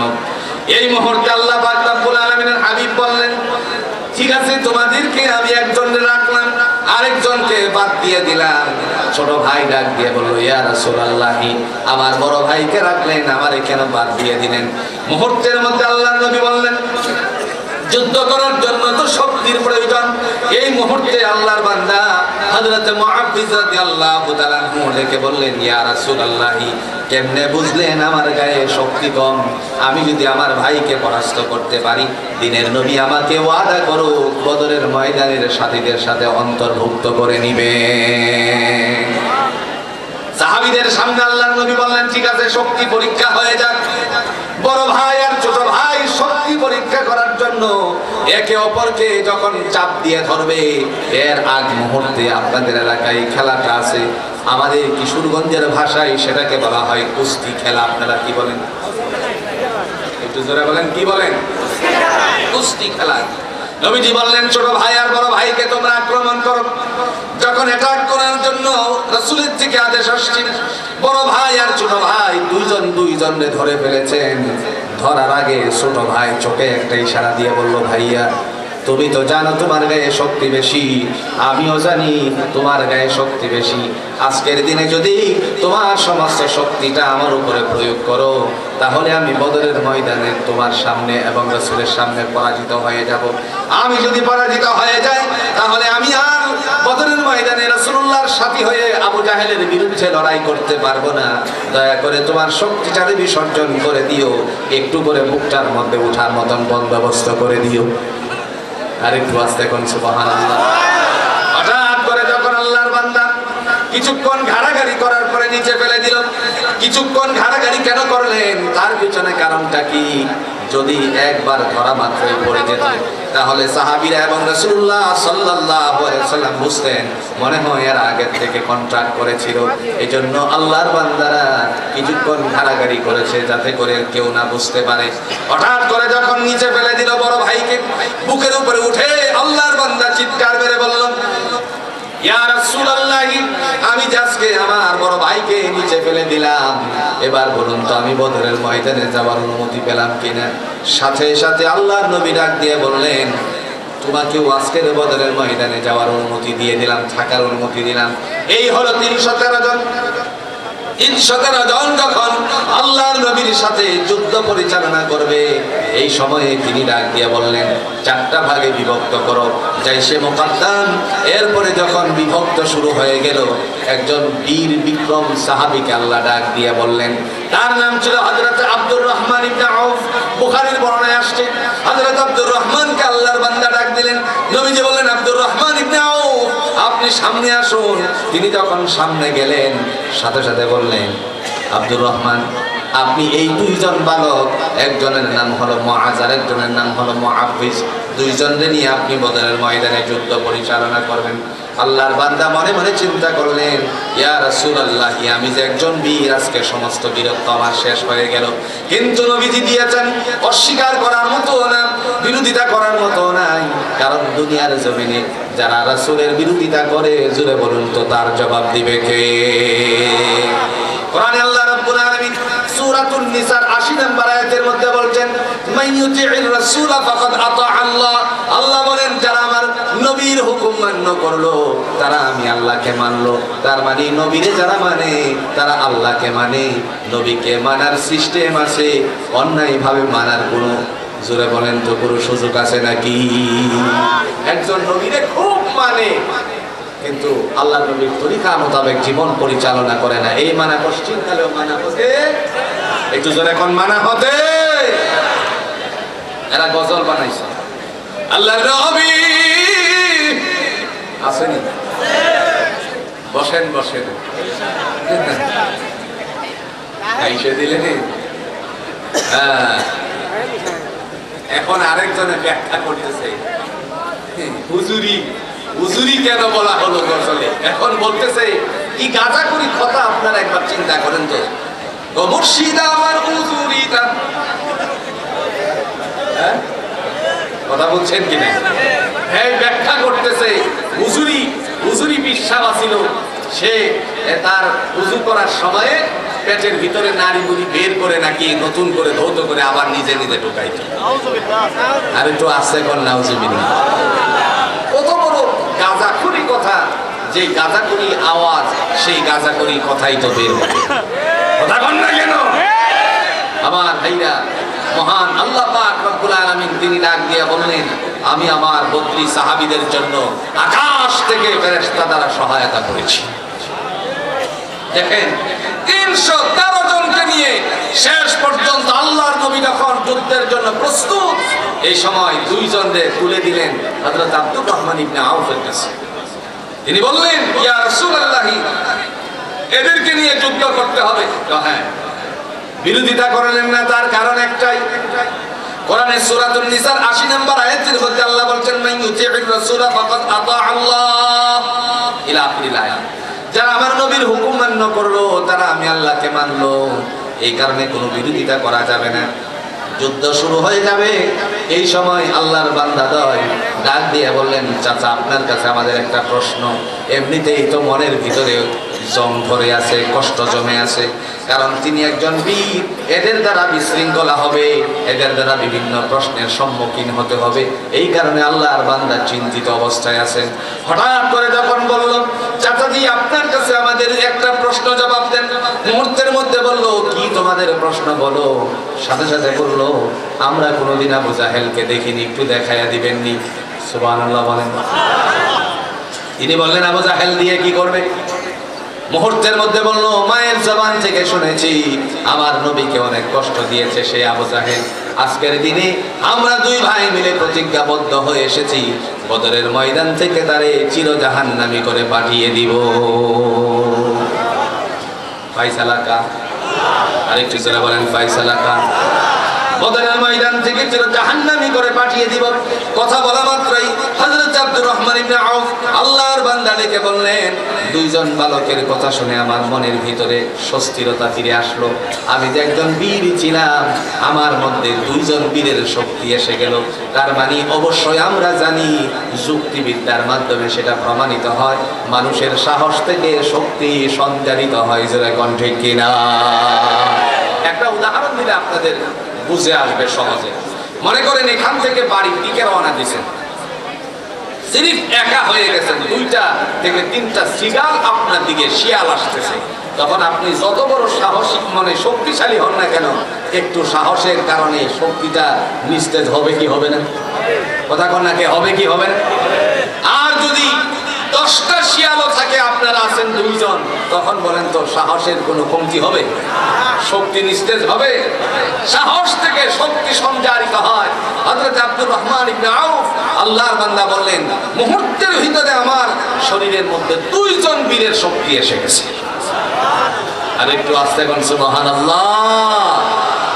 যখন এই শক্তি এসে গেল, আল্লাহ পাক রব্বুল আলামিনের বান্দা দেখেন এই মুহূর্তে কি ফয়সালা করেন। তিনি বললেন, আমাদেরকে একটু আঙ্গুল দিয়ে দেখিয়ে দিবেন। শেষ পর্যন্ত যুদ্ধ শুরু হয়ে গেল। আল্লাহ পাক রব্বুল আলামিনের বান্দা মুহাম্মদ সাল্লাল্লাহু আলাইহি সাল্লামের সাহাবী হযরত আব্দুর রহমান ইবনে আউফ তিনি বললেন, বাসারা তোমরা যে দেখতে চেয়েছিলে তোমাদের কাঙ্ক্ষিত পুরুষ, ওই যে সাদা ঘোড়ার উপরে মহারা দিচ্ছে, সেই হলো আবু জাহেল। যখন বলল বাস পাখির মতন তারা দৌড়ে গেল, তার মানে হলো ওদের কোনো বাহন ছিল না, দৌড়ে গিয়ে হাজির হয়ে গেল তার ঘোড়ার সামনে। এই মুহূর্তে বড় ভাই আর ছোট ভাইয়ের আরেকটা চোখের ইশারা হয়ে যায়, বলল, ভাইয়া ঘোড়ার উপরে আবু জাহেল আর আমরা আছি নিচে, যদি তাকে আঘাত করি তাহলে ঘোড়ার পা পর্যন্ত আঘাত করতে পারবো। আবু জাহেল ঘোড়ার পিঠ থেকে আমাদেরকে এই যে তার পাটা পর্যন্ত আঘাত করলে পরে উপর থেকে আমাদেরকে পক্ষাঘাত করে ফেলবে, তাকে আমরা একটু ব্যথা দিতে পারবো, সে তো আমাদেরকে দুনিয়ার জমিন থেকে বিদায় করে দিবেন। এই মুহূর্তে ইশারা দিয়ে বলে বলল, ইশারার মাধ্যমে বুঝালো, ভাইয়া তোমার হাতে যে তরবারি কানা আছে, রাঙ্গা তরবারি কানাকে সিদ্ধ হাতে ধারণ করো, আবু জাহেলের ঘোড়ার সামনের পায়ের মধ্যে আঘাত করো, আর ঘোড়ার পা যদি কেটে যায় সামনের দিকে ঝুঁকে যাবে, সে ঘোড়ার পিঠ থেকে পড়ে গেলে পরে আমি আমার তরবারি কানা দিয়ে শক্ত করে তার উপরে আক্রমণ করেছিল জাহান্নামী করে পাঠিয়ে দেব। বদরের ময়দানে 2 জন আল্লাহর বান্দা এই চিন্তা করে যুদ্ধ পরিচালনা করতে লাগলো। হঠাৎ করে আল্লাহর নবী দেখতে পেলেন 1000 সৈন্য নিয়ে আবু জাহেল একটা পাহাড়ের উপর অবস্থান নিয়েছে, আর 313 জন তারা নিচে অবস্থান নিয়েছে। এই মুহূর্তে আল্লাহর নবী তাদের দিকে লক্ষ্য করে আরেকবার লক্ষ্য করে সাহাবীদের চেহারার দিকে দেখলেন, সাহাবীদের চেহারা মলিন হয়ে গেল। এই মুহূর্তে আল্লাহর নবী ডাক দিয়ে আল্লাহর পায়ে সিজদারত হয়ে বললেন, মাতা নাসরুল্লাহ, আল্লাহ তোমার সাহায্য কোথায়? আল্লাহ ডেকে বলেন আলা ইন্না নাসরাল্লাহিল করিব। নবী আমার, আপনার অতি সন্নিকটে আমার সাহায্য। রাসূল যেখানে সিজদা দিয়েছিলেন, যেই জায়গাটার মধ্যে সিজদায় পড়ে আল্লাহর কাছে বলছিলেন মাতা নাসরুল্লাহ, আজকে সেই জায়গাটার মধ্যে সবচেয়ে একটা সুন্দর মসজিদ করা হয়েছে। এই মসজিদটার নাম হলো মসজিদুল আরিশ। আমি এই মসজিদুল আরিশে বহুবার গিয়ে নামাজ পড়েছি, সালাত আদায় করেছি। আমার ভাইরা, বলার উদ্দেশ্য হলো নবী মুহাম্মদ সাল্লাল্লাহু আলাইহি ওয়াসাল্লামকে আল্লাহ বলেন আলা ইন্না নাসরাল্লাহিল করিব। নবী আমার, আপনার অতি সন্নিকটে আমার সাহায্য। মাথা উঁচু করুন। মাথা উঁচু করলেন। মাথা উঁচু করার পর তিনি দেখলেন আকাশের মধ্যে সারি সারি আল্লাহর পক্ষ থেকে 1000 ফেরেশতা সৈন্য হিসাবে প্রস্তুত করে রেখেছেন। আর একটু আস্তে কোন সুবহানাল্লাহ। রাসূল সাল্লাল্লাহু আলাইহি সাল্লাম একটু মুস্কি হাসি দিলেন। কোরআনে আসছে ওয়ালাকাদ নাসারাকুল্লাহু বিবাদরিন ইলা আখিরিল আয়াত। আল্লাহ বলেন বদরের ময়দানে আমি আমার রাসূলের জন্য সাহাবীদের উদ্দেশ্যে সহায়তা দান করেছিলাম। কেমন সহায়তা করেছিলেন একবার দেখেন, কেমন সাহায্য ছিল। আল্লাহ বললেন নবী আমার আকাশটার দিকে তাকান। রাসূল যখন আকাশের দিকে তাকালো, দেখলেন সারি সারি 1000 ফেরেশতা। তিনি মুস্কি হাসি দেওয়ার পর আল্লাহর কাছে এই হাসিটা মনোভূত হলো না। আল্লাহ বললেন নবী আমার, আপনার কাছে যদি এই 1000-এ মনোভূত না হয়, আমি আপনার বদরি সাহাবীদের সহযোগিতার জন্য আরো 3000 মওজুদ করে রেখেছি। রাসূল সাল্লাল্লাহু আলাইহি ওয়াসাল্লাম আরেকটা মুস্কি হাসি দিলেন। আল্লাহ পাক বলেন 3000-এও যদি না হয়, আমার পক্ষ থেকে আপনার সাহাবীদের জন্য 5000 মওজুদ করে রেখেছি। সুবহানাল্লাহ, সুবহানাল্লাহ। আচ্ছা, কোন চাই? জিবরাইল আমিন নিতে যথেষ্ট ছিল। এই 1000 আর 5000 এর দরকার ছিল?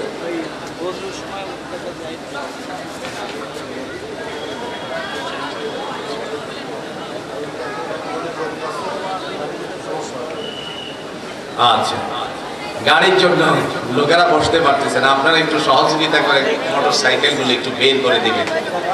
অটো গাড়ি, বিশেষ করে অটো গাড়িগুলো একটু বের করেন, কারণ এখানে জায়গা ধরতেছে না। কি করবেন ভাই, মোটর সাইকেলগুলো না।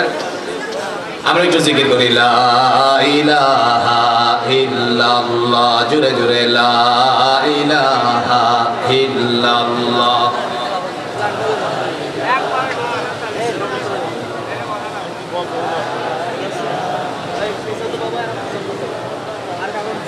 লা ইলাহা ইল্লাল্লাহ।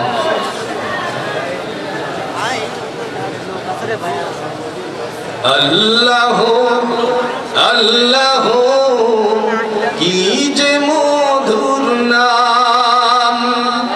আল্লাহু আল্লাহু কি যে মধুর নাম। ধরার তামা মনি মুক্তা পান্না হীরা সোনা দানা হয় না তাহার দাম। আল্লাহু আল্লাহু কি যে মধুর নাম। আল্লাহু আল্লাহু কি যে মধুর নাম। লা ইলাহা ইল্লাল্লাহ মুহাম্মাদুর রাসূলুল্লাহ সাল্লাল্লাহু আলাইহি ওয়াসাল্লাম। এমন অবস্থায় যুদ্ধ শুরু হয়ে গেল। কথা অনুযায়ী সামনের দিকে অগ্রসর হলো। অগ্রসর হওয়ার পর মুহাম্মদ সাল্লাল্লাহু আলাইহি ওয়াসাল্লামের দুইজন আল্লাহর বান্দারা, দুইজন সাহাবী, ছোট্ট বালকদ্বয়, তারা আস্তে করে পরিকল্পনা অনুযায়ী কাজ শুরু করে দিল। একটি পর্যায়ে দেখা গেল আবু জাহেলকে চিরজাহান্নামী করে পাঠিয়ে দিয়েছে।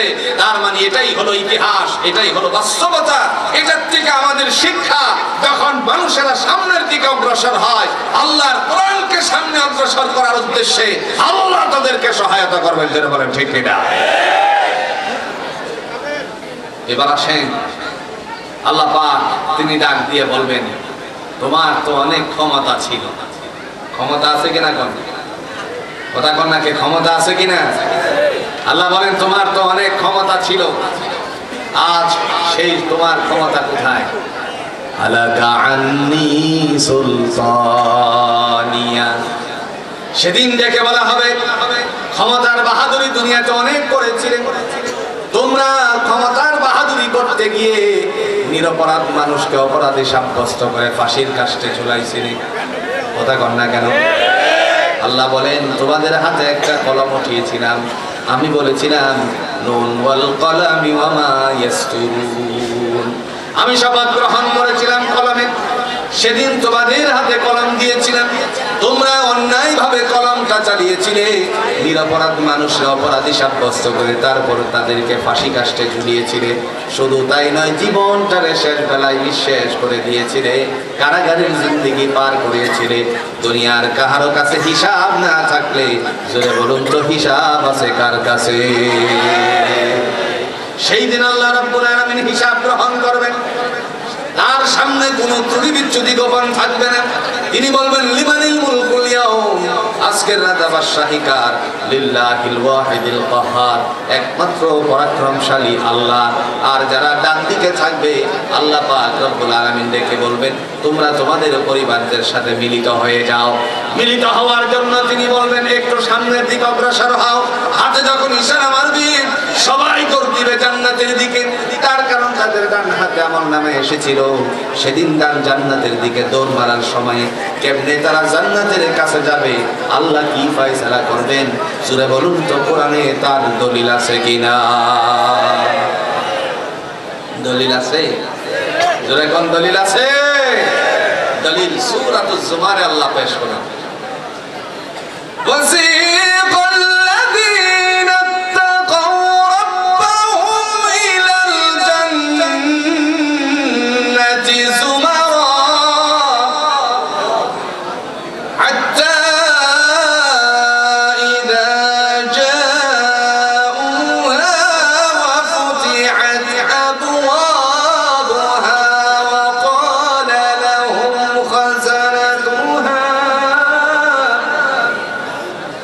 وقال لهم خزنتها سلام عليكم طبتم فادخلوها خالدين.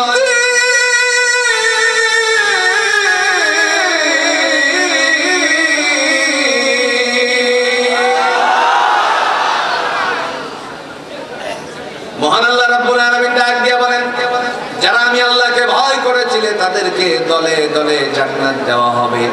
যখন জান্নাতের দরজার নিকটবর্তী হবে, আল্লাহ বলেন ওয়াফতিহাত আবওয়াবুহা, আমার বান্দা বান্দির জন্য জান্নাতের সমস্ত দরজাগুলো খুলে দাও। সুবহানাল্লাহ বলেন।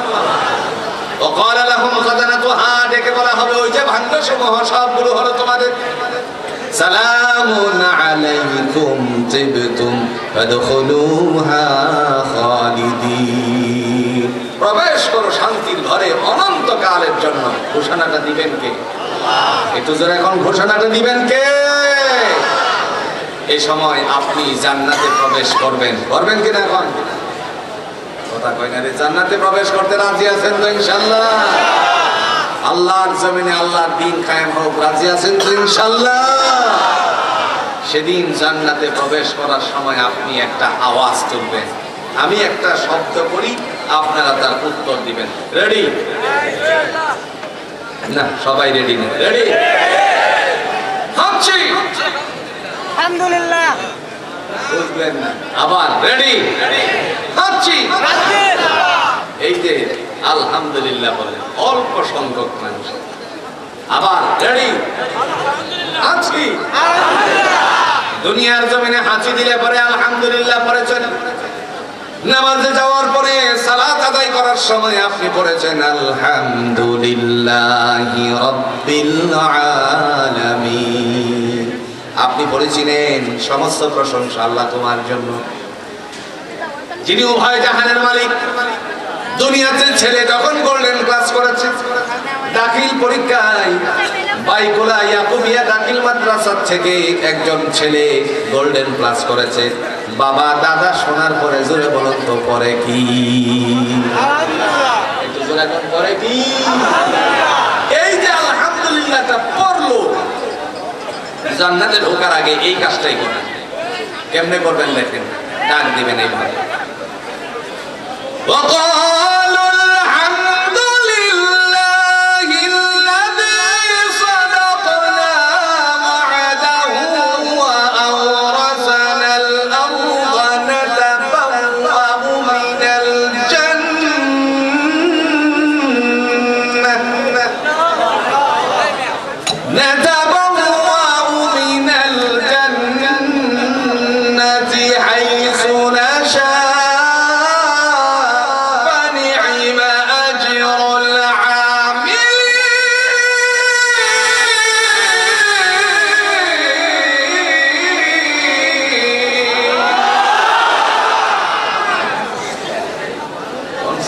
এতগুলো মানুষের আওয়াজ তো আরো বেশি।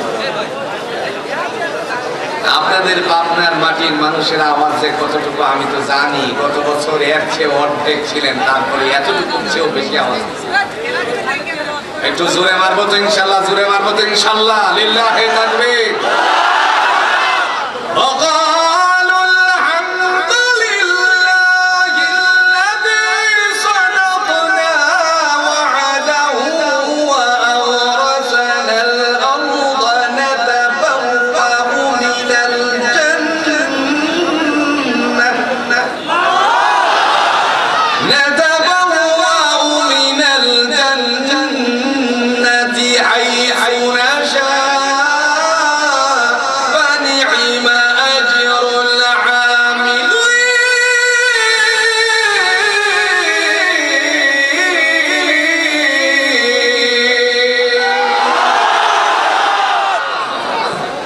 মহান আল্লাহ রাব্বুল আলামিন সেদিন ডাক দিয়ে বলবেন ওয়াকালুল হামদুলিল্লাহ, আল্লাহ সমস্ত প্রশংসা তোমার। দেখেন বান্দারা ঘোষণা দিবে ওয়াকালুল হামদুলিল্লাহ, আল্লাহ সমস্ত প্রশংসা তোমার। আল্লাযী সাদাকনা ওয়া'দাহু ওয়া আওরাসানাল আরদা নাতাবাওয়াউ মিনাল জান্নাতি হাইসু নাশা, অঙ্গীকার করেছিলে তোমার হুকুম মানলে, ভয় করলে, আহকামাতের তাবেদারি করলে পরে জান্নাত দিবা, আর সমস্ত অঙ্গীকার বাস্তবায়িত হয়েছে। এই কারণে আমিও করে নিছি আলহামদুলিল্লাহ। আর একটু জোরে বলেন আলহামদুলিল্লাহ। সুবহানাল্লাহ, আলহামদুলিল্লাহ, লা ইলাহা ইল্লাল্লাহ, সুবহানাল্লাহ,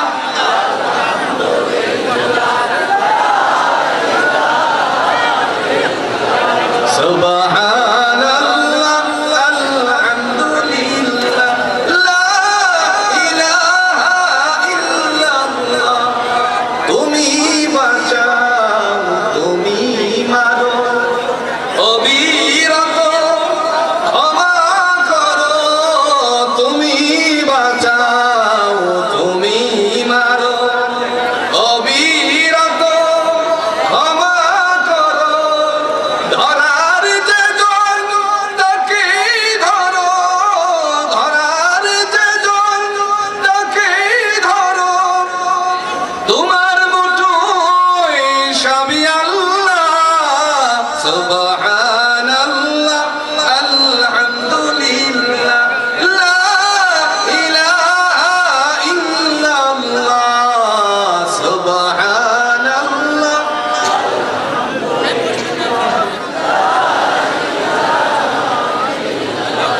তোমার রিজিক খেয়ে পড়ে অবাধ্য হই কেমন করে। তোমার রিজিক খেয়ে পড়ে অবাধ্য হই কেমন করে। খুঁজে না পাই কোনো ভাষা, খুঁজে না পাই কোনো ভাষা। শুকর গুজার করার গো আল্লাহ। সুবহানাল্লাহ, আলহামদুলিল্লাহ,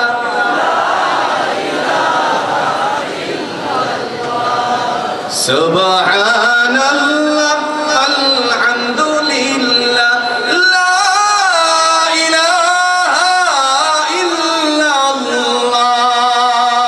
প্রশংসা হবে কার? জান্নাতে প্রবেশ করার জন্য।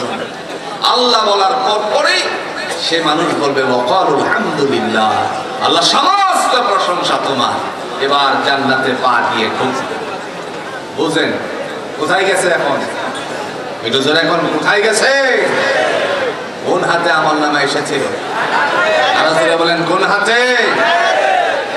এবার আল্লাহ বলেন ফেরেশতাদেরকে দেখো, আমার ফেরেশতারা আমার বান্দা বান্দি দুনিয়াতে সৎ কাজ করেছিল, তাদের মনে মনে ছিল আল্লাহর আইন চায়, সৎ লোকে শাসন চায়। আহারে সৎ লোক খুঁজে পাওয়া বড় কঠিন হয়ে যাচ্ছে। ইনশাআল্লাহ এই জমিনের মধ্যে সৎ লোকের শাসন ব্যবস্থা কায়েম হবে ইনশাআল্লাহ। ওমর ইবনুল খাত্তাব রাদিয়াল্লাহু তাআলা আনহুর যুগের চিত্রগুলো আমাদের মনে আছে। বিগত দিনে দুর্দশা মানুষের পাশে যেইভাবে দাঁড়িয়েছিলেন জামাত ইসলামে আমির ডাক্তার শফিকুর রহমান সাহেব, আল্লাহর বান্দার সেই অবস্থাটুকু আমরা লক্ষ্য করেছিলাম। আমার কথা বলার উদ্দেশ্য হলো ইসলামী শাসন ব্যবস্থা হোক, সমস্ত উলামায়ে কেরাম ঐক্যবদ্ধভাবে এদেশের মধ্যে কোরআনের রাজ কায়েম হোক, সেটাই আমরা কামনা করি। কথা বলেন ঠিক? দিন হবে আল্লাহ, জমিনও আল্লাহ। খালাকাস সামাওয়াতি ওয়াল আরদি তিবাকা, আল্লাহ বলেন আসমান আর জমিনটারে আমি সৃষ্টি করেছি। সুতরাং স্রষ্টা হচ্ছেন এক, তিনি ছাড়া আর কোনো মালিক নেই। সেই অবস্থায় আল্লাহ পাক রব্বুল আলামিন ঘোষণা দিয়েছেন, যখন জান্নাতের ভিতরে তারা প্রবেশ করবে আল্লাহ ডেকে বলেন, ও আমার ফেরেশতারা যারা দুনিয়াতে কষ্ট করে আমার এখানে এসেছে, আমার হুকুমের দাবিদারি করে এসেছে, আজকের দিনে তাদের জন্য তোমার আমার জান্নাত থেকে একটা বসার বন্দোবস্ত করে দাও। দলিল আছে? কথা বল না, কে দলিল আছে? দলিল সূরাতুর রহমানের পরের যে সূরা সূরাতুল ওয়াকিয়াতে আল্লাহ পাক ঘোষণা দিয়েছেন, আলা সুরুরিন মাওদুনাতিন মুত্তাকিইনা আলাইহা মুতাকাবিলিন